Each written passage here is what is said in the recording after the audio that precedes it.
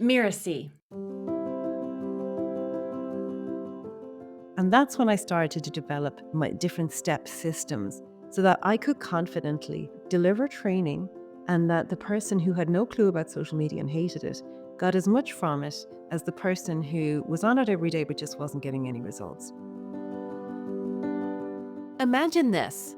You're showing up on social media every day, crafting posts, sharing tips, and still no coaching clients. What's missing? Today, we're diving into strategies that can turn your social media from a time sink into a client magnet. I'm Melinda Cohan, and you're listening to Just Between Coaches. I run a business called The Coaches Console, and we're proud to have helped tens of thousands of coaches create profitable and thriving businesses. This is a podcast where we answer burning questions that newer coaches would love to ask a more experienced coach. Today, we're tackling a challenge every coach faces: how to make social media work for you without it feeling overwhelming or inauthentic. And to help us untangle this, I'm thrilled to welcome an expert in this field.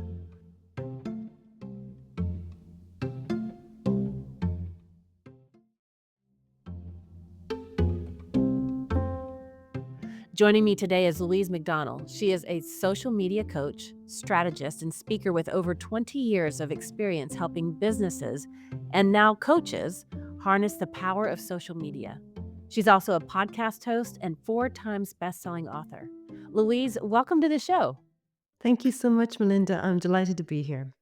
I am excited to untangle this topic. You have helped so many people turn their social media frustrations into success stories. So let's start there. What's the biggest mistake coaches make on social media? There's a few different things people can make, Melinda. One of the first ones is that I think people have unrealistic expectations and tend to focus on the wrong things. A lot of time, people will focus on growing their channels exponentially. If you ever see anybody featured in the mainstream media, they're talking about the accounts that have gone viral. And so coaches that are running their businesses think that, oh, I need to have 300,000 followers in order to generate sales. That's not true at all. There's a difference between an influencer dash content creator and somebody who's a coach running their coaching business and just needs to use social media efficiently to find new customers. I have worked with businesses who have a few hundred followers, but who use their social media presence really, really effectively to drive sales and leads for their business. On the other side, I've come across businesses who I've met at different events and they talk about their success stories about going viral and, amassing all these followers. And then they nearly sneak up to me after the event and go, but I don't know how to monetize it. So I think that's a really good first thing that I'd like anyone who's listening here, who's maybe starting out or they're using social media and it's not working for them. I'm not saying don't try and grow your following. What I'm saying is that you can use your social media really effectively to generate sales and leads. You just need to use the right approach. So that would be the number one thing that I would say. Don't confuse yourself with an influencer or a content creator. Their job is to create content. And if they don't have a following, they don't have a business. Whereas if you're a coach or a consultant, your job is to run your business and to wear all the hats in your business, whether that's the HR hat, the IT hat, the recruiter hat, the sales hat, the marketing hat. You don't have time to be a content creator dash influencer. You want to get onto social media, spend as little time as possible, and then get away from it again and go back and run your business. So that's number one. That misconception is there. I think a lot of listeners are like, yes, that sounds so refreshing. And so when we look at that, because, social media can feel noisy, it can be overwhelming.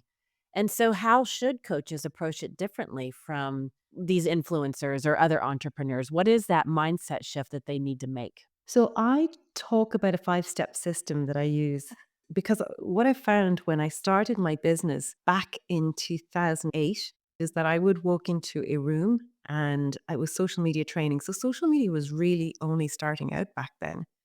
And what I found when I walked into a room was that I could have somebody who was sitting there who had 15,000 followers, who knew how to create content, but didn't know necessarily how to drive sales from it.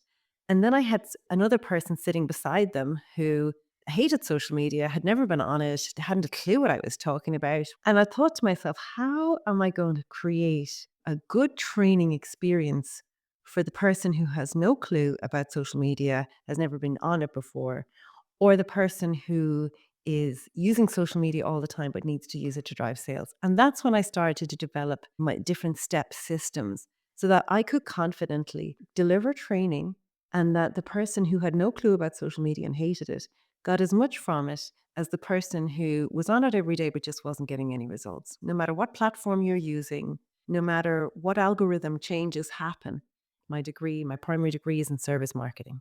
And it always goes back to the traditional fundamentals of marketing and how you apply them to these new channels, which are just communication channels at the end of the day.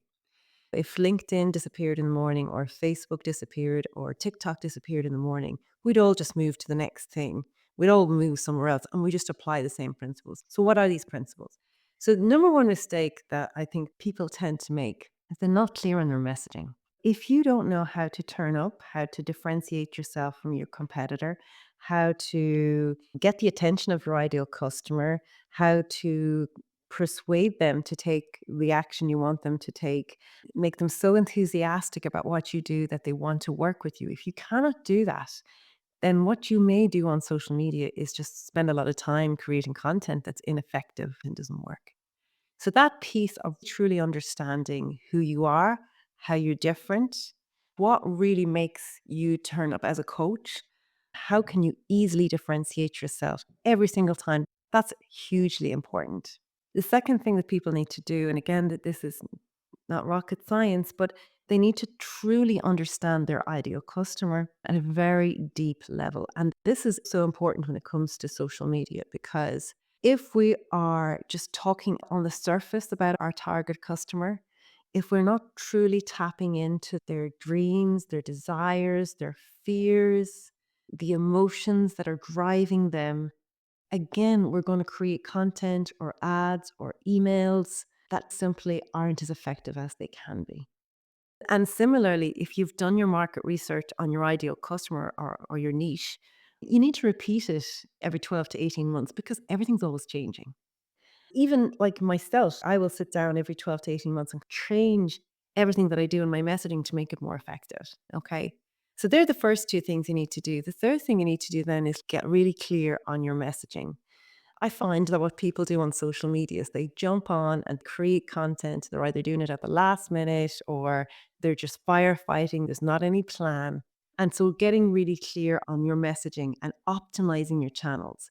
If you get the attention of somebody through a really cool post or a paid promotion and they go to your profile, but they can't figure out anything about you, who you are, what they should do next, then you've missed an opportunity as well. So until you have all those things done, I wouldn't even talk about social media content because the chances are if you do, you might just be wasting your time. You need to have content that's going to help you grow brand awareness. You want to have content that helps position you as an expert in the eyes of your ideal customer. You want content that is going to generate leads for you. So if you're a coach, it's never going to be driving somebody to a sales page because that never will work on social media. It's driving them to a lead magnet, some kind of a free resource that they will be happy to give their email address in return for whatever the resource is. So when we look at what most coaches do, what I'm hearing you saying is they jump straight to the latter part and they're like, okay, let me just go create content. Like the vision that I had in my mind was throwing spaghetti on the wall. It's like, let's see what sticks.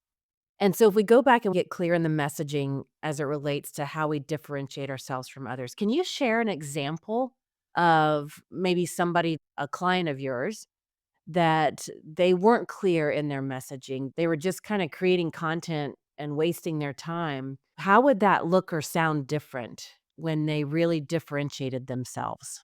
Yeah, so I have a client actually I started working with this time last year. What was happening with them, Melinda, and this is very common, is that they didn't feel worthy of creating content. When they did create content, they were so nervous about it that it took them so long to decide whether to publish or not. When they did publish it, the content, it was like disjointed, it didn't connect it in with their core messages, it didn't serve any purpose, it didn't lead people anywhere. And so this guy is an insurance broker. Sometimes there are some services that are easier to sell than others. Insurance is not one of those nice, sexy topics that's really easy to jump onto. He wasn't really using LinkedIn at the time. So, he was just really, really struggling about how to show up. So we did a bit of work, and what we uncovered about some of his core messages was that he was really authentic in what he did. He really cared about people. He really wanted to give them the best advice he could. And then if it suited them to do business with him, he was very happy, obviously, to do business with them. We also uncovered that he needed to create a connection with people at a really important and deep level. He played golf, which was fortunate because a lot of the people he would be targeting would be golfers. But he knew them from a golfing perspective, but they didn't know him from an insurance perspective. And so we started working through my coaching program. We worked through his core messages, who his ideal customer was, what their dreams were, what worried them at night. And based on that, we helped him come up with content that was going to appeal to that target audience. Like, what was really lovely about working with David is that you could see his confidence grow. All of a sudden, he was creating content. He wasn't afraid to create content. He didn't feel he was not worthy of creating content, which I felt so sad to hear that. The impact was huge. By March last year, he had hit his annual sales target. And he did that on the back of 300 or 400 connections on LinkedIn. So that's what I mean. You don't have to be reaching hundreds of thousands of people. You just need to reach the right people. When it comes to social media, this is really important. You just never know who's watching. And a lot of time people are watching rather than necessarily, liking or commenting. But he was able to raise his profile. He was able to connect with the right people. He was able to put out the right content confidently. And then he was able to use that. He still needed to follow up. He still needed to be a person in the real world who made those connections and made things happen. So social media is never going to do that for you. It's a place to network and grow connections, but you still need to be there to drive those connections in the real world and make those sales happen. And so what happened was he started to be known in his firm, and people started coming to him for advice on social media. And then what happened was other real estate brokers in his area started to notice him as being an expert because he was putting out content and nobody else was doing it. And then they started connecting with him, and then that started leading to more opportunities. So, he was the happiest person in the world last March. He was like, I've got this. And since then, I see his stuff. I'm like, oh, he's getting better. He's getting better. He's getting better. And one of my mantras is better done than perfect. So you are better to publish, and it may not be perfect, but somebody else out there is going, wow, I wish I could do that. I love that because that's my mantra as well. For all the listeners, you might be thinking, oh my gosh, I'm spending a lot of time and not getting any results. Remember, done is better than perfect. You've been doing it. So you're out there, and now we're going to modify how you're doing it so you are getting results. So don't beat yourself up. Pat yourself on the back for getting out there to begin with, and take heed to what Louise is saying so we can evolve your experience. Now, I want to dive into what you said because when your client shared that they didn't feel worthy to create content. The other way that I hear it is people have a hard time putting themselves out there. Let's dive into that. Why does that come up for just about every entrepreneur on the face of the earth? Yeah, it does. It's a real common one, Melinda. I think they're afraid of what their friends or family, their neighbors, their in laws, they're just afraid that people will judge them and talk about them. I had a client actually, and I was really encouraging her to do some video content. And then she sent me one video, and God love her, she was like a rabbit in the headlights, the fear on her face. So what we did is we actually set up something just like this. And I said, I'm going to come on, we're going to agree the questions, I'm going to ask you the questions, and you're going to chat to me. And we did that. And then we took the video, edited me out. We cut it up. So every question, like I had 8 or 9 questions, she ended up with about 2 months worth of video content from it.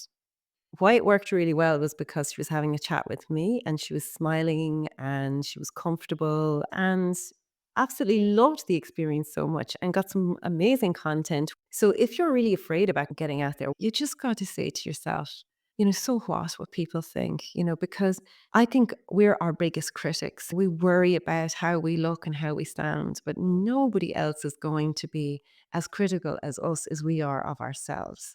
You're better off to put yourself out there for your business. I would say be mindful of how you're doing it. If you're planning to sit down and do a recording session like that, make sure the questions are going back to what I said at the beginning of this interview, that they incorporate your core messages that are going to appeal to your ideal customer, and they're leading them somewhere so that you're going to get benefit from it, that you're just not doing it for the sake of it.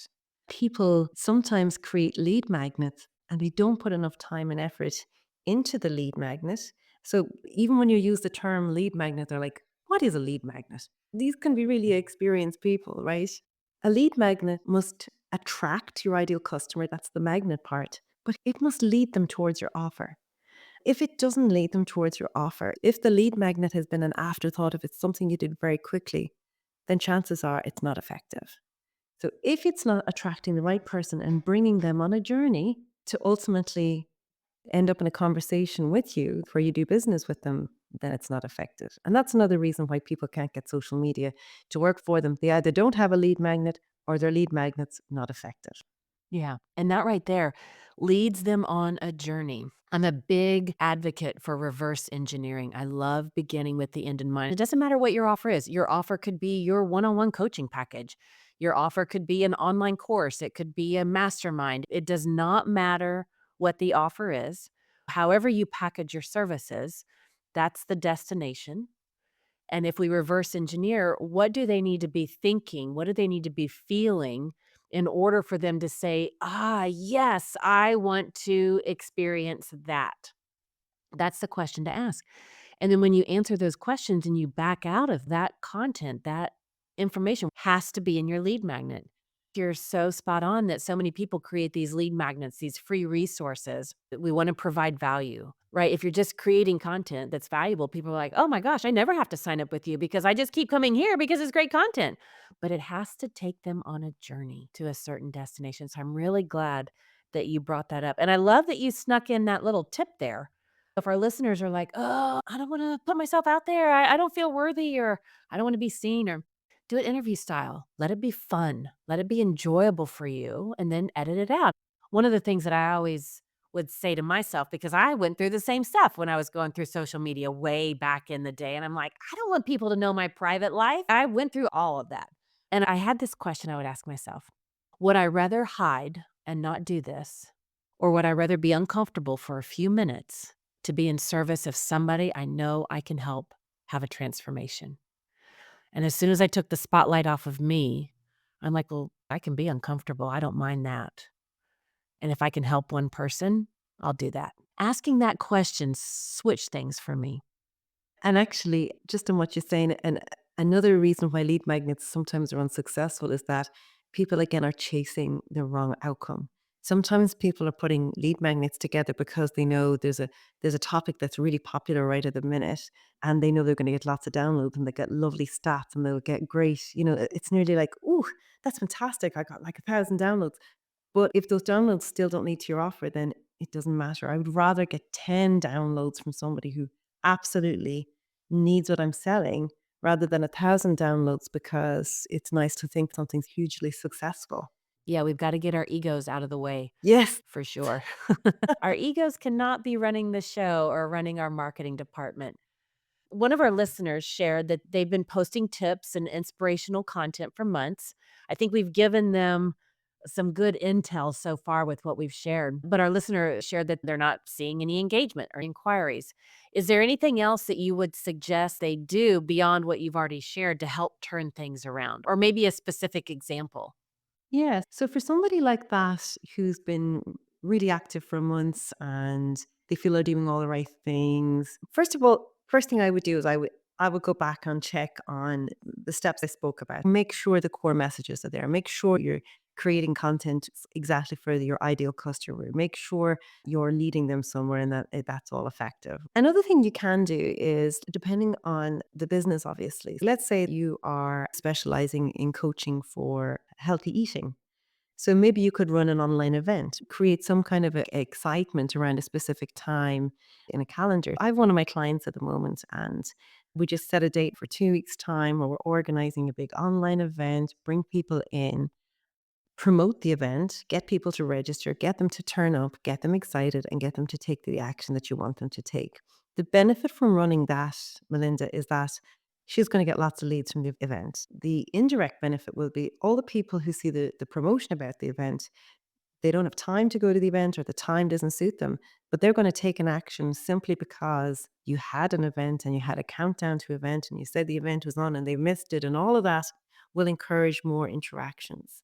So that's what I would say. Look and see if you can run any events, whether they be online or in person. Create a countdown, a bit of scarcity, a bit of excitement. Create these different events within your marketing calendar, and then that will help encourage people to take action. I want to pick up something that you said in that rabbit hole. You mentioned scarcity, and I know that a lot of people that I talk to, they're like, "Ooh, I don't wanna create scarcity for people." There's a negative reaction to that. So when I reframe that, I'm like, "Well, the other side of that coin is urgency." You're creating urgency for people to take action, to get them out of that state of ambivalence, Mhm. where something is uncomfortable, but they're not doing anything about it. The way you have your messaging, some of the hacks that you have, or some of the techniques or tactics that you might use, you can say it creates scarcity, but what you're doing is creating urgency. Why Mm. should they take action now to get out of ambivalence and take a step towards change? And so when you hear scarcity, also hear urgency, because it's the other side of the same coin.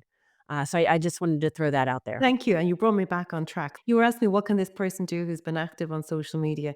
If you create events like that, you will get people to take action. You have people who've connected with you who are warm, people who are not so warm, and people who are cold, right? People that are cold to you are less likely to spend money with you. The people who are warm or hot are going to take action when the time is right for them. What you've got to do through your marketing is create that urgency so that if somebody knows you can solve that problem, you get them to act. That's how you get them to act. Yeah. So let's talk about that creating connection. Hmm. What does connection look like online for coaches? How do they nurture that? Yeah, okay. So first things first, right? If you go onto my social media and you connect with me, which I'd be very happy to do, I interact, I'm very friendly, but you don't really know anything about deep down who I am. And that's fine because you don't want to know. And so when people say, I'm a very private person, I don't want anyone to know anything about me. I'm like, they're not going to know anything about you. You're just putting out there who you are as a business person. It's like if you went to a business networking event and you speak to people, they don't come away knowing anything about you personally. You're there as a business person. And so when I talk about going onto social media and creating connections with people, it's exactly in that context. So you're going to show up, you're going to be that person that you are. If you're friendly, if you're professional, you show up. You might tell somebody, I put a post up on my social media last week of myself and my mom going for a walk on the beach during the Christmas period and saying that I had such a lovely time off and it was really nice and I was happy to do it. Does anybody know anything more about me other than that I had a walk on the beach with my mum? No. If my mum wasn't into social media or if I didn't really want to show my mum, I could have just taken a photograph of myself. And that post probably was the most popular of the week because on social media, those social posts, they always perform exceptionally well. They're still hugely important because people get a sense of who you are, what you like, what you do, and they're actually more likely to connect and comment on posts like that because that's just the nature of us as human beings. What else to create a connection? So I give advice all the time across my social media. I just posted a lovely 7-minute video, a summary of advice from Andy Crestadina on a podcast episode with me last year, talking about using ChatGPT and getting better results from it. I'm interviewing him, I'm associated with that content. So I'm still creating a connection, but I'm positioning myself as somebody who has an expertise in a certain area. So what you want to do with your social media is create that human connection through, here I am at a networking event or here I am on the beach with my mom. If really it's not you and you really feel hugely uncomfortable doing that, don't do it because people will feel that from you and you want to be authentic as well. Find what works for you authentically in a business professional situation. Another thing that can work really well is your social proof, what others say about you. So if you're featured in the media, it's like, so when I'm featured on this podcast, I'm going to share about that. That's my social proof. Hey, look at me. I was on this podcast. Or if I've been invited to speak on a radio station, I'll take photos Here I am walking into the radio station. Here I am just before we go on air. And that's really good for positioning because that's like saying, I was good enough to be interviewed on a national radio station. And those images are evergreen because you can, in 3 months' time, go, oh my God, I remember when I was on that radio station. And, you're still reminding people and creating a connection with them. What's hugely important, 2025, beginning of this year, is the interacting with other people's posts. If I go on to your post, Melinda, and I say, oh, thank you for sharing that podcast episode. I really learned so much about X, Y, and Z. I mean, not going on and creating an AI generated content or just putting in a thumbs up. I mean, actually an authentic comment. That activity within social media is hugely important for raising your profile with the person you're commenting with, their followers. And it also means that they're likely to see your content next time around. The algorithm is watching all of those things. Here's a tip. If you go onto your Instagram, if you find 10 stories of people that you really want to connect with or you want to build a relationship with, comment on their stories. Because I guarantee you, the next time that you create content, if they respond, if you have that connection, you're going to pop up first. So that's how the algorithm is working now. It's all based on interactions and content interest rather than just who's following who. I love that tip. That's how you would build a connection with people. Show up regularly. There's no point in having a social media presence if you're not creating content every week. You don't need to create content every day. It's quality rather than quantity. On some platforms, that's more important than others. LinkedIn is definitely about quality, not quantity. Same with the other platforms, but maybe some of the algorithms like a little bit more content on different platforms. Show up regularly, interact with people in a meaningful way, and create content that's going to help people create a connection with you as well as position you. Yeah. One of the other things that happens as you start putting yourself out there, you position yourself, you're sharing your values, you're talking about what matters to you.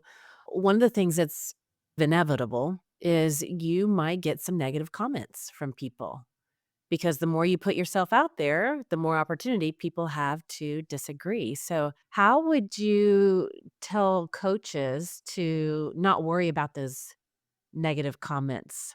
How can they maybe even turn those into opportunities?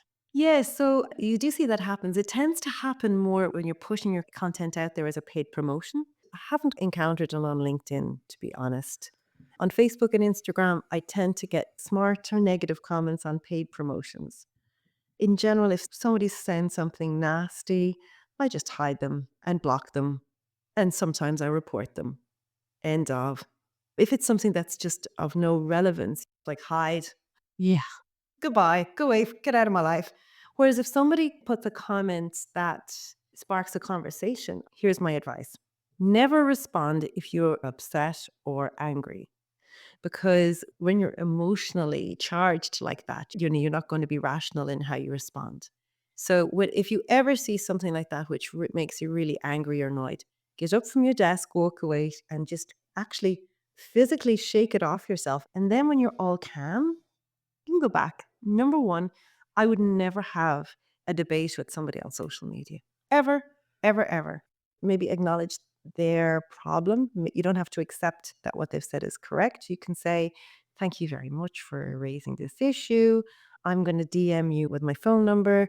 And if you want to get in contact with me, we'll help you resolve it. I would always take those conversations offline. I would never encourage any of my clients to respond negatively or to argue online because people love watching those conversations. It does nothing for you or your reputation. If the person replies and says, I don't want to take this offline, I want to have this here, you can ignore that. You've done your bit, you've reached out, you've tried to help them. I would just ignore that. You've put it out there, and that's how I would deal with it. And that's nothing more than that, I think. Yeah, it's pretty simple. But like you said, it can be very charging at times when it happens. Now, really quickly, do you think ads are necessary for coaches or can they build a following organically? It depends what platform you're using. Okay. So if you are on Facebook and Instagram, TikTok, so depending on the type of coach you are, that's where your people are hanging out. I would say absolutely you will need to use paid ads. And You could try and do it organically, but at the end of the day, what you want to do is use your ads effectively so that you can say, okay, I spent $1,000 promoting an event, but I made $20,000 on the event. Okay, so then it's not a cost, right?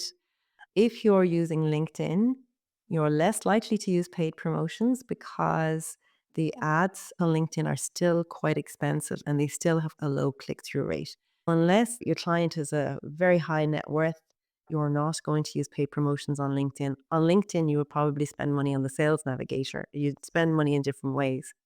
Other things for businesses to think of in terms of like why you would use paid promotions is to get in front of people who don't know you.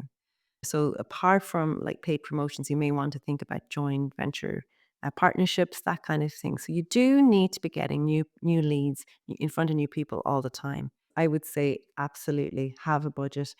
Too many people, Melinda, don't take into consideration when they're setting the price for what they do. They don't take into consideration the cost of acquiring a new customer. There is always a cost. And so you have to have built that into your pricing so that you know, okay, if let's say, make it easy, let's say you're selling a coaching program that's worth $5,000. Well, if you know, okay, well, 20% of that is going to be the cost of finding them. You know that you can invest that into different activities because if you don't have that buffer, if you don't have a budget available to you, where are you going to go?